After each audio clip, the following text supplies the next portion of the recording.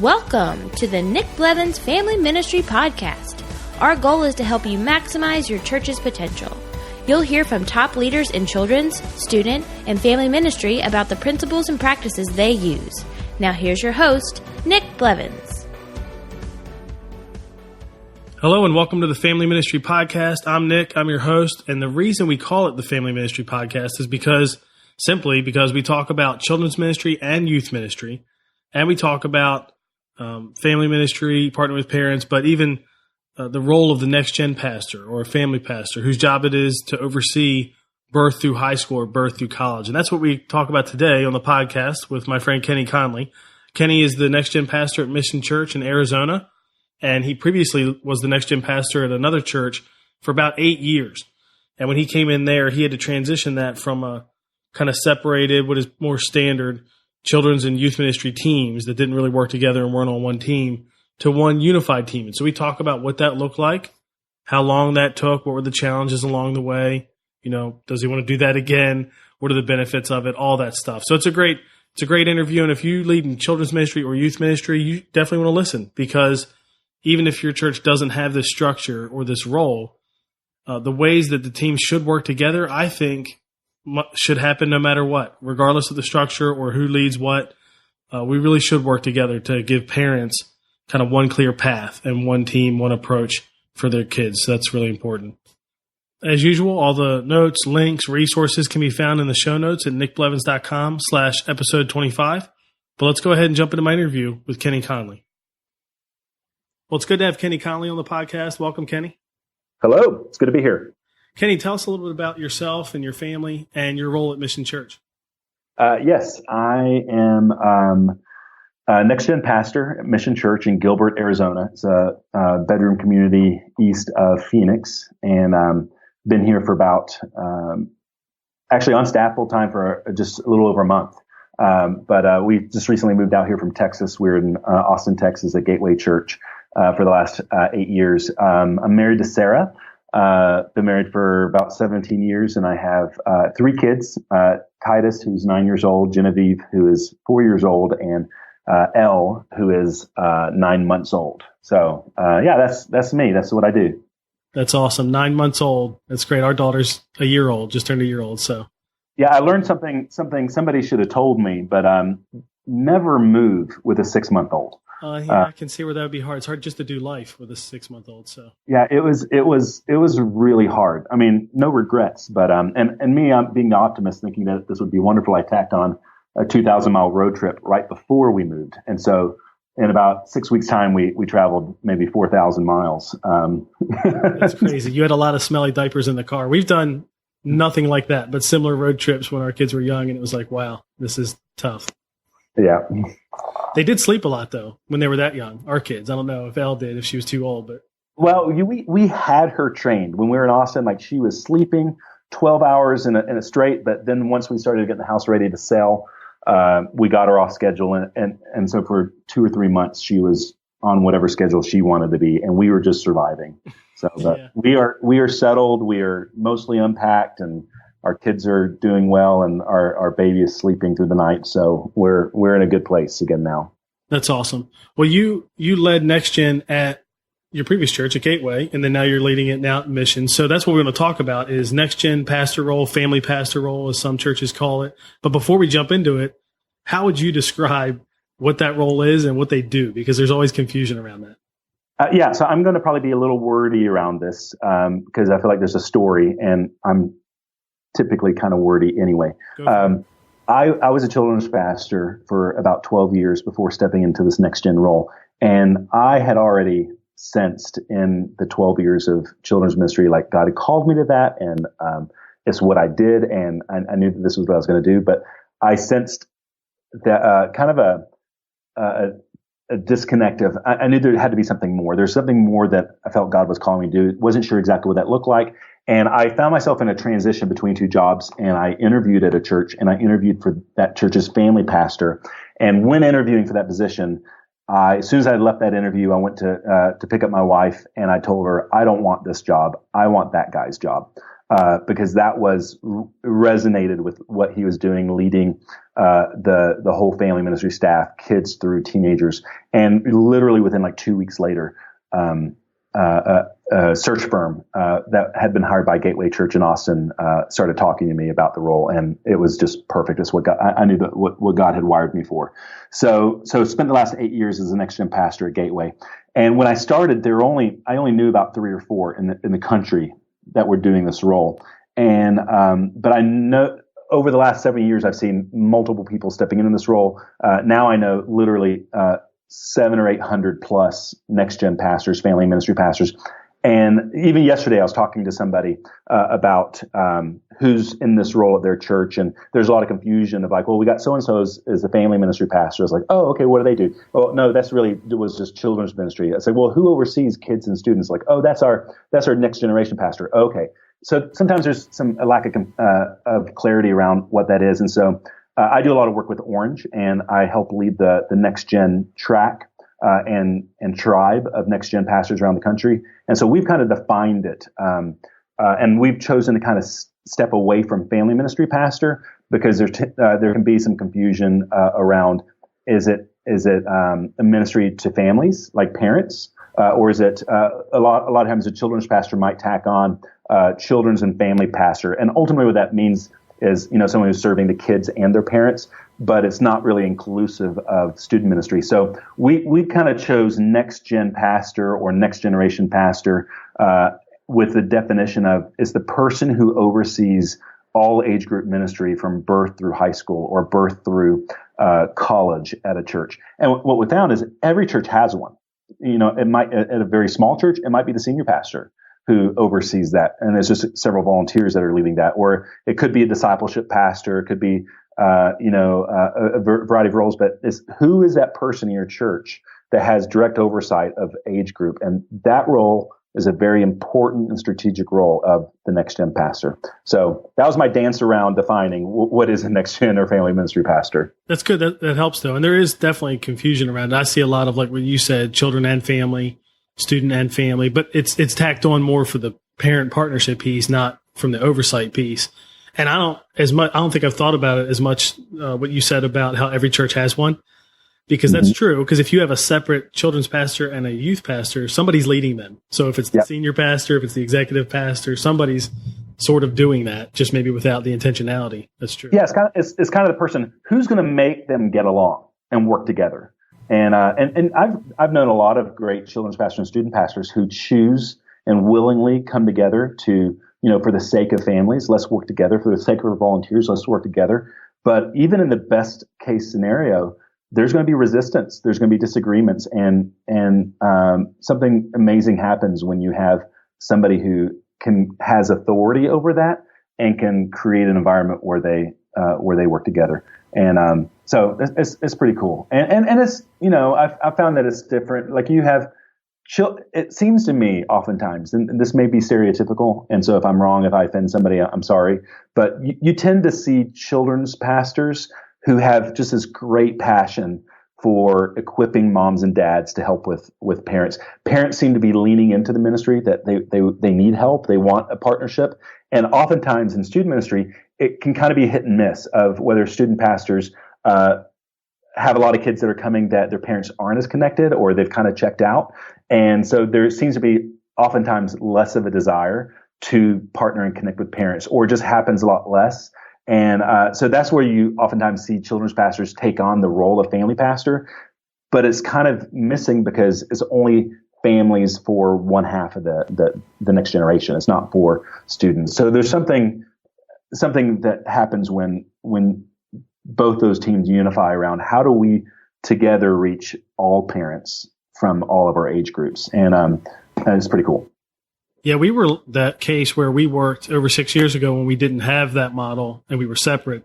We worked really well together. Everybody believed in the same kind of principles and philosophies, but yeah, it's so different actually being structured that way and having, one team. It really has made a lot of things better. So I'd say it went from like it was good to, I don't know if great's the right word, but better than good. You know what I mean? It certainly has a long way to go, but we wouldn't make any of that progress if we were still separated. Just nobody would be thinking about it, That's good. Everyone has we have more work to do than we have time to do it. Oh, and so so it's one of those things of like, I can really care about what my preschool director has to get done, but ultimately, my calling is to teenagers. And so like, if I got to cut on something, it's probably not going to be the teenagers. And when you just enter into a new paradigm of like, we are one ministry, and although you're a specialist with teenagers, we're gonna prioritize this team. It just changes the dynamic. And when everybody wins, and is a focus that way, then you'll see wins across the board. So it's a different way of doing ministry, but the benefits are they take a while for them to come around and you begin to reap those, but you won't ever want to go back. You will not ever want to go back. That's true. Now, you did what most people do. I think you came from leading children's ministry. Not that most people come from children's ministry, but most people come from leading one or the other, right? Most people aren't hired into, I've never done either, and now I'm in the role. Or even, I've done children's ministry here, but I'm moving, which you did, to family pastor. A lot of people I see make that transition in their own church. Like, hey, you were leading children, now we'd like you to lead the whole thing. But just any of those, I think it'd be helpful for you to share a little bit about what you learned going from leading children's ministry to leading NextGen overall. Yeah, the vast majority come that way. It's kind of like I meet with NextGen and family ministry pastors every week, either on the phone or for lunch or traveling with Orange at the Orange conference or Orange tour. I'm constantly meeting, and I usually have to ask, like, how do you get into the role? And I would probably say it's 70 to 80% of the time. I like to describe it. They became a NextGen pastor by default. What usually happens is like, maybe they're children's pastor. They've been doing a really good job. And, it's hard to find good staff. I don't know what the deal is. The problem is, it's just like, there's been times where I've looked like for a really strong student pastor, and it took 18 months to find, our candidate or whatever. And so what happens is, I think a lot of churches get tired and weary of looking for that candidate. And so they might tap the children's pastor and say, hey, what would you think about leading at all? Where they do the same thing with the student pastor. They tap them on the shoulder. Like, we think you might be able to give good direction. And so most NextGen pastors today, they were youth pastors or children's pastors just a couple months ago, and they're stepping into this role and it kind of a little bit scared. I kind of was unique in the sense of Gateway was looking for somebody who could own kids and students. And I had come from, and they were currently having a lot of issues in their children's ministry. So they were looking for somebody with a children's ministry background who could oversee it all. And that's how I stepped in. And there's a 20, 30% come from that background, but it's usually somebody who moves in that role by default. What did you learn as you did it? Because obviously leading one ministry, whether it's student ministry or children's ministry, is different than leading the whole thing. So, and I know you got to kind of grow up with it there, like learn it. There weren't a lot of people doing it, but what did you learn along the way? It was invaluable experience, and I'm so glad that I got that experience because, and the role that I get to do now, where I'm networking and connecting with so many NextGen pastors, is because I don't want anyone to have to go through what I went through. It was trial by error. I did not know what I was doing. I tell people all the time, man, I wish I knew then what I know now, because it scared me to death of, okay, I'm going to bring my preschool director and my high school pastor into the same room, and we're going to meet and we're going to talk. What in the world are we going to talk about? And it was just those things. And my whole world was children's ministry. And I knew a lot about leadership, and I knew a lot about, volunteer recruitment and dealing with parents and those kinds of things. And so I felt like I had something to offer to my student ministry. But when you step into this role, and maybe you're the children's pastor stepping in this role, or a youth pastor stepping in this role, you're going to get looks from the other person, that now reports to you. And they're like, what do you know? Like, how are you going to help me? And I've had that. And the interesting thing was that probably the first 3 years of Gateway, I had a student pastor who's a phenomenal student pastor, but I didn't ever feel like I was wanted in that role. And so we worked through a lot of hard stuff and had to work through that. And about 3 to 4 years into the process, we started looking for a new student pastor. We had a vacancy, and I had to step into the role, kind of a temporary role of student pastor. And it was one of the scariest things I ever stepped into. Like, it was not my comfort zone. And after about 2 or 3 weeks, like, it was a light bulb moment came on, and I understood that student ministry, probably 70 or 80% of what we do in student ministry and what we do in children's ministry is the same. It's the same. like it's developing leaders, it's recruiting volunteers, it's resourcing parents. There's the nuances of, teenagers have a lot more drama that they're dealing with. They have a lot more, like you've got to be on your game of understanding the culture and those things. It's completely different in children's ministry. But I came to realize that there's far more in common. And if I could bring my strengths as a leader that I learned after 12 years of children's ministry and bring those strengths to student ministry, we could grow it and get it healthier. And then when we brought in our student pastor, who was just a great, he understood youth culture and leading students and leading leaders who led students, and it was perfect. But I would encourage, people stepping into this role. You might be afraid, you might be a little scared because you don't understand that role of that area that you don't oversee. And I would say dismiss that from your mind. You're not in that role because you're a perfect student pastor. You're not in the role because you're a perfect children's pastor. And don't even try to be one. Just support those who are specialists in that. Like, be the best possible boss your children's pastor could ever have. Because your children's pastor, they need resources, they need help, they need support. And if you can step in and just blow them away with the support and resources and help, then and let them do what they do best, which is they understand kids and they understand the people who work with kids. And I see a lot of people, it takes them a while to kind of struggle. I did, of trying to be somebody that I wasn't wired to be, but that's not what I'm supposed to be. I'm supposed to just, work with the specialists and help them win and help them be successful. Yeah, I was in a similar situation where I had to be mostly in student ministry for a time when we were searching, and that was where I'd spent most of my time as volunteer before I ever worked for a church, so it wasn't completely foreign.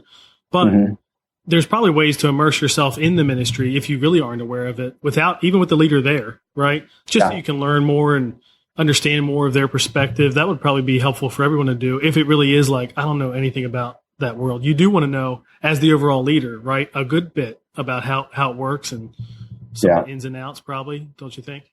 You do. And, and you have to go in as a learner, when you step into this role, and if all of a sudden you move into this role by default, which just happens all the time, that all of a sudden now you're the boss of somebody that you were a peer with just last week, you have to earn their trust.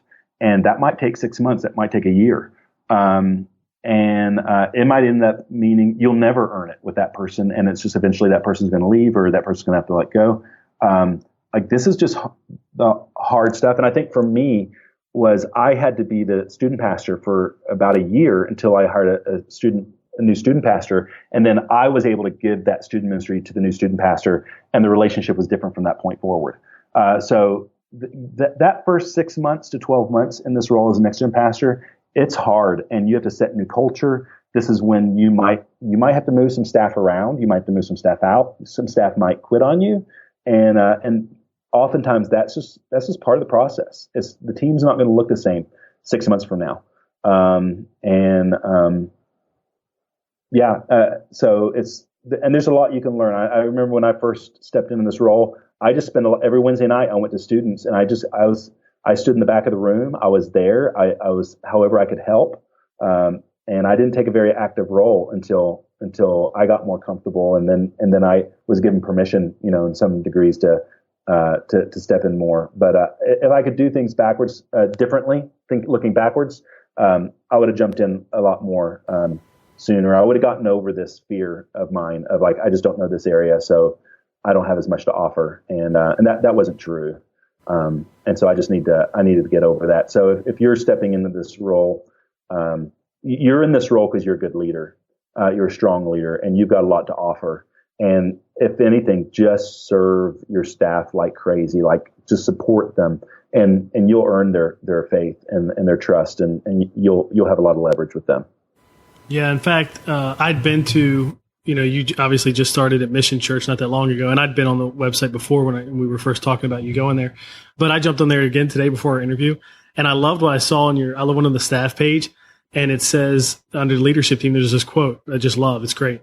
And it's exactly what you're talking about. It says, if you don't understand that you work for your mislabeled subordinates, then you know nothing of leadership. You only know tyranny. D Hawk said that. I was like, that's awesome. And that's truly part of being a next gen pastor is if you really think you're going to get in there and just tell people what to do or whatever, or like, I don't know, have one, like accountability meetings or something, you're going to fail, right? Doing as you're talking about, serving them, helping them, resourcing them. That's a lot of what the role is about, probably. Yeah, it is. And, you know, when I left Gateway 6 months ago, I left the best team I've ever had. And I cried tears and tears and tears over leaving that team. And sometimes I still cry because it was just such a beautiful team. But, it took time to build that. Like it was a team 6 years in the making. And, but it became one of those things where, we worked hard together. We submitted to each other. Like we all knew each other's weaknesses and our strengths, and we operated within those. And it's just going to take so now here I am, the new guy at a new church. And sometimes I talk about my staff that I had at Gateway, and I get the strangest looks because, I had 6 years to build that. And it's hard for people to kind of wrap their mind around what an integrated team might look like, and those things take time. And it's right now, like my job is just to earn trust with my new team. And I'd say I'd like to think it's going well. But it's just going to take time. It's not time to come in and just make a bunch of rash changes and, hey, you report to me now and here's what we're going to do. It's just, I look for opportunities of where, I can help my team win, and I earn trust when that happens. And it just takes time. It's a long end game. You got to think of, 5, 6, 7, 8, 9 years in this role to really build something amazing. I'm glad you're saying that too, because I think that is a misconception that I'm finding a lot with, because I don't know any different. This is the church I've been at. And when especially when it's your church and you've been there a while, you can't really remember how long, at least I can't always remember how long things took, because I'm so busy with other things. And I talked to a guy we both were talking to this year at the Orange Conference, and he was just asking questions about making the transition to this one team, and what does that look like? And I think the thing he may have taken away from the conversation the most was, hey, it doesn't happen fast. And a lot of churches, still have room they want to grow. Like the perfect picture of what the integrated model looks like within the church as well, like the whole church working together and believing in this, is hard to get to and takes a long time. So I think that's really good for people to hear as you talk about the length of time. How did you, I know we can't hit everything, but what were some key things you did to help unify the team when you did that at Gateway? Well, some of it was hiring new staff, as staff.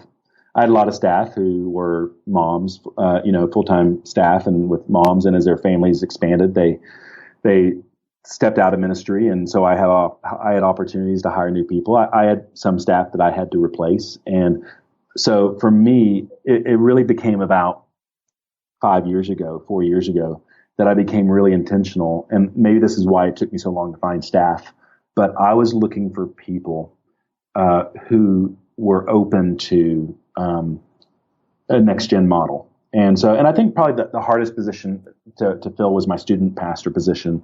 And I hired a great guy named Chris. And in our conversations, like, I know he had lots of questions about that, because the question I asked him was like, so how do you feel about working on a team where there's blurry lines between kids and student ministry?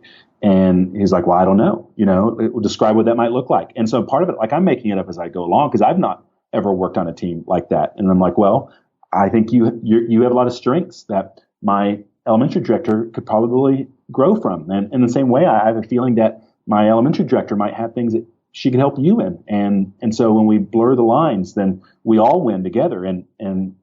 So it became a time of highly intentional recruiting. So as I'm bringing on new staff, I'm casting vision for sometimes the role was identical. It is just cast in vision, like, we do not do ministry isolated anymore. Some of it was the last couple of years. I was having a hard time finding the staff that I felt like I really needed, and I just ended up hiring really young people. A couple people right out of college. They were only 22, 23 years old, maybe 24, and they had served in my ministry as a volunteer for years. And I figured, you know what? I think I'd rather teach them. I'd rather teach them than try to find somebody who's learned it a different way. And I had a lot of success with that, finding really high capacity, young, energetic leaders who had a lot of potential. And we just taught this is what a NextGen team looks like. They didn't know any different. They didn't know that a children's ministry was isolated from student ministry. And so that was really highly successful. I'll tell you another thing that we did too that was not intentional, but we ran out of office space at Gateway. And so we kind of restructured our entire office space to where it was more of a open office, couches and tables and chairs. And so when we were to restructure in that way, I just kind of claimed one end of the building and said, I just want this area for NextGen. So it was 2 big conference tables and 2 couches and 2 comfy chairs. And that became, that was our office. And so 8 of us could sit at this conference table. And we had to figure out when we could get our productive work done, like at Starbucks or from home or whatever. But when we were in the office and we were working, we worked together. And there were no offices to go and hide in, and I mean, there were. Like if you needed to have a conversation, you could pop into an office. But we worked together, and that did more to unify us and bring us together. I tell people all the time, you want to unify your team, move all your offices into one room. And you'll see some cool stuff happen. I mean, it's hard, but I'd never go back. I detest offices, at this point, because I want to work with my staff and be in their stuff and learn and have them help me with my stuff. So those were things. I think those were all intentional things of how we hired, the type of people that we hired, the vision that we cast around that, and then even the way that we had our offices. We also began, creating opportunities that force us to work together. This was kind of started as just kind of like a project. I was just curious as to whether we could do it. But we did, like most churches did, we did student camps and middle school camps and high school camps. We kind of did all these separate camps. And when I hired my student pastor several years ago, I said, what would it look like if we tried to do a camp together? Like we did a NextGen camp and we booked the entire facility and we literally ran 3 separate camps on the same weekend during the winter, so it will be winter camp, and we maybe got 2 different speakers but one band, and we pulled it off, and it was one of the best things that we did. It served our families well in the sense that all the kids were gone over one weekend, and it brought so every week for like 5 months we worked on camp together, and so we worked together in that way. We recruited together, so we had one volunteer process. We had one budget process. Instead of students having their own curriculum budget and kids having a curriculum budget, and let's just have one curriculum budget we'll plan out. And so we no longer had a student budget and a kids budget anymore. We had some student specific line items and kid specific line items, but we just began moving the things that made sense. We even did our baptism process together. So like if you wanted to be baptized, whether you're a 6-year-old or a 16-year-old, the process was the same, went through the same people. A lot of the experiences were the same. So as we began figuring out what kinds of things we could do together, it allowed us to lean on each other. Because I think what happens in a lot of churches where you have siloed ministries, you can have a children's ministry or preschool ministry that's winning and a middle school ministry that's failing. And all you can really do is look at it. You're like, oh man, they should get their act together. But when you create an integrated team where you have to depend on each other, and you're relying on strengths of one player because of how they influence multiple age groups, it forces you're going to win together, you're going to lose together. And it just draws people together and unifies a team. Yeah. And I've heard you say before, obviously this would not be ideal, but if you had to ask your student pastor to lead preschool for 6 months, they'd be like, okay, I really don't want to, but this is one team. So yeah, and like on Easter Sunday last year, Chris, my student pastor, he was the storyteller in preschool. And he, like, what I love about him, and he probably had more capacity on a Sunday morning than most of my staff, but I've literally at Gateway, sometimes I had him as a small group leader in preschool. I had him as a host in elementary. I had all of our staff. There's a one Sunday where the student team were out for one weekend, but they had great coaches, great small group leaders, and me and the elementary director led the leaders meeting. So we were interchangeable. And I just actually recently had a conversation with even Frank Beeler 2 weeks ago, and he was just talking about the direction that Elevation Church is moving and how they're hiring. And I'm probably going to butcher this, and so he could probably correct me. But where they're not like even when they're hiring staff, they're not even going after like, well, we're looking for a preschool director. We're looking for an elementary director or a middle school director. Like they're just hiring great leaders and know that if they can find people that are passionate about the team and the vision, they're pretty flexible and they could probably do a couple different roles. So, and that's pretty critical when you get a team that says, hey, if I need to step up and help with our preschool for a little bit because that, our preschool director's on maternity leave and we need somebody to help speak into the leaders. Yeah, I'll do that for a season. Or, people step in that way. That's when you got a unified team. Definitely. We should probably get Frank on again maybe and have him talk about that. We've had similar conversations about, so a lot of churches, and I'm sure you had something like this as well and have something at Mission, have like a coach volunteer level where you're leading other leaders as a volunteer. Yep. And we've had conversations on our staff about how technically you should be able to be a coach in children's ministry and then go be a coach in worship arts or on our welcome guest services team. And you got to learn the 20% that's different or, specific, but the 80% that's leadership, you should be good to go. And the thing that matters most, like in the end, there are people who are always going to be passionate about the age level learning style for a preschooler and those sorts of things. But what I really need my coach to be good at is loving volunteers and leading volunteers. And it doesn't matter what age group you're in. If you do that well, it's a home run. And you can always find somebody who can, hey, this is something you don't want to do with a preschooler, or this is something you don't want to do with a middle schooler. But you're right. I think we get very passionate, I think, in particular of like, no. I need an elementary director and this is what I need them to be. And I get it. Like that's your ideal. But I think people are far more versatile. And if you can just find great leaders with a lot of capacity, you're going to be better off. Now, this is a question I get a lot related to family ministry or NextGen as a model as well. How do you think it's important for a church to be branded NextGen publicly or family ministry or whatever the overarching title is?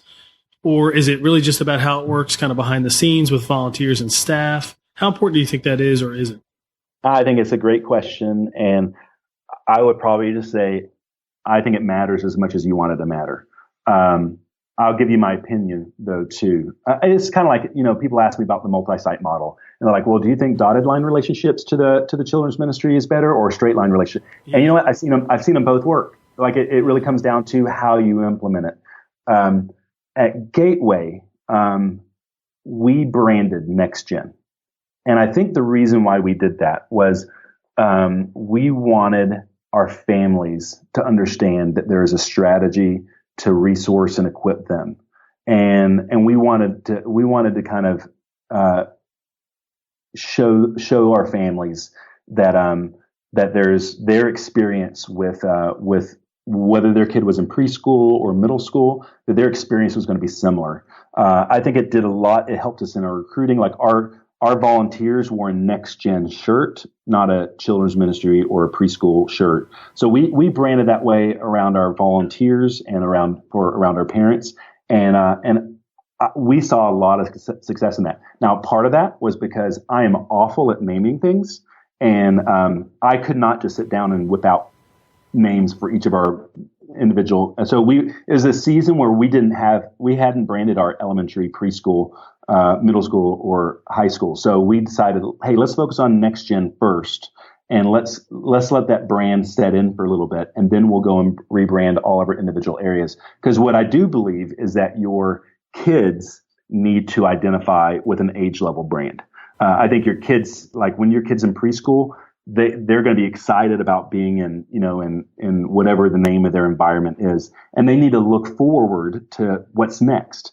They don't want to be NextGen. Like they don't understand what NextGen or family ministries is. Like that doesn't do anything for them, but they're excited about, we have oftentimes really creative names around our environments and with teenagers and stuff. And they want to identify with that. So we were kind of halfway through a 2-stage process of branding NextGen first and then the individual age groups. And that's personally what I liked. And I felt like it made a lot of sense.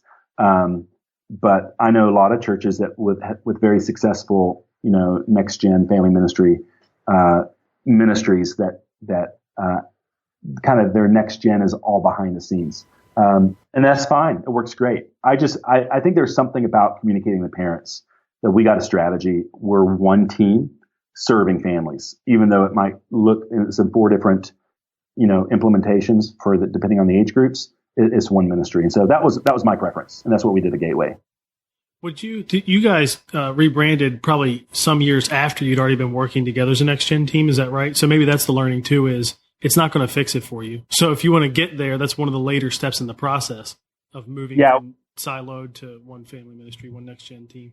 We did. And that was part of in that whole, if I talk about how we unified as a team, I would say branding was part of that process, of where we kind of finally, we had, Kids Quest was our children's ministry, and Uprising was our student ministry, and eventually, like, the people who were on staff there, they didn't know that before. They didn't know that ministry, they didn't know that ministry name, and so we kind of just dropped it, and people eventually forgot it, and then we just championed NextGen so loudly that everybody just adopted that. So, but it did help us. It did help us grow in unity, for sure.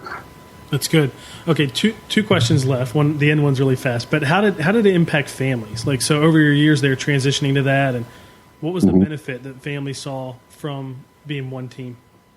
I think that, and again, this is probably when people talk about family ministry and there's confusion around what family ministry is that oftentimes you have a family ministry and that incorporates like a parenting resourcing, seminars, classes and trainings and things like that. And I just really feel like when we unified as a NextGen team, and one of them is like the resource that we really utilize, and I know you've talked about it on your podcast before, the whole Lead Small strategy, that we rolled out Lead Small as our primary strategy for NextGen, that we were going to put great small group leaders in the lives of every kid, preschool through high school, and we were going to throw all our resources and all our energy into that, and when our small group leaders were trained in that, they were versatile, that we had small group leaders that sometimes would sub in from one age group to another age group. Like when we did that really well, we really believed that the best family ministry strategy and way that we could impact parents was by putting a great small group leader in the life of every kid. Because a class is great, but not every parent's going to come to the class. And actually, the parent we need to resource and equip the most is not the parent that's going to come to the class. Yeah. But if we could put a great small group leader in their kid's life, and then that small group leader is reaching out to that mom and dad and there for them and showing up on the doorstep and loving their kid, then we're going to do more to impact families than any kind of strategy around teachings and resources and seminars. And so, which all those things are great. And I hope to have all those things as well at my church. But our number one focus was Lead Small. And we were able to really roll that out. Like when we trained in Lead Small, oftentimes we trained in all the age groups. Like we would do a general session of Lead Small, and then we would break out at the end to talk about how this works in preschool versus how it works in middle school. But that allowed us to really unify as an entire ministry around a strategy. So we focus for parents, on we're going to help you as parents. And the way we're going to help you is we're going to put a really great small group leader in your kid's life.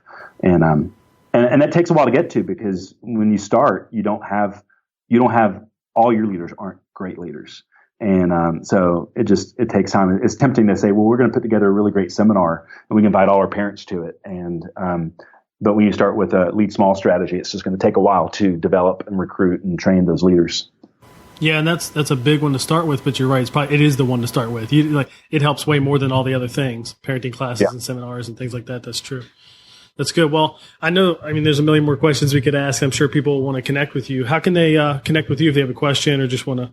Oh, well, the other thing too, I'll mention, I will link in the show notes to that. You have a great resource about how to staff differently. And so instead of even not just NextGen in general, but even if it was just student ministry or children's ministry, about staffing around roles and gifts and not age groups, we'll link to that. That'll be really I did. It was about a month ago. I did a series of blog posts around how we began staffing in NextGen, but you could do this even just your children's ministry or just your student ministry, but it really is cool when you can do it in NextGen model. And there's probably about 8 or 9 blog posts and job descriptions.